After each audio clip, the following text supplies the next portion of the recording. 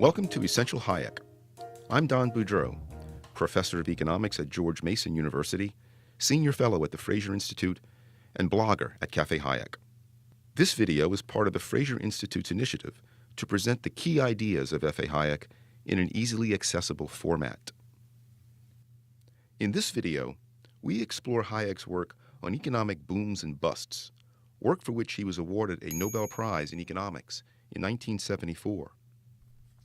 One of Hayek's key observations was that when governments interfere in the economy, it results in people acting in ways that are not sustainable, which ultimately leads to booms and then, inevitably, busts. Let's simplify this idea with an example. This is Brian.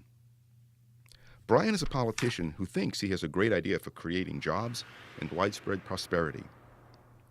With the best of intentions, Brian convinces his government to support companies so that they can develop and build factories to sell chocolate-covered pickles. But Brian's plan is flawed. He assumes there will be great demand for chocolate-covered pickles. But if there truly were great demand for chocolate-covered pickles, the pickle industry would naturally respond and build factories to cover pickles with chocolate, all without the government's assistance. So what happens when there is no real demand by customers for chocolate-covered pickles? The resources provided by the government, whether in the form of direct support like subsidies or indirect support like loan guarantees, distorts the economy by encouraging people to make bad decisions.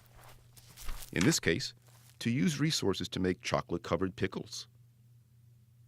As the lack of demand for these pickles becomes apparent, businesses must adjust by retooling or even scuttling factories, adjusting their production lines, changing their distribution networks, etc.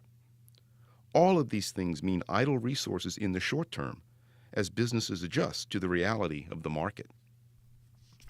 The challenge is to ensure that producers have the knowledge and the incentives to produce goods and services that people want.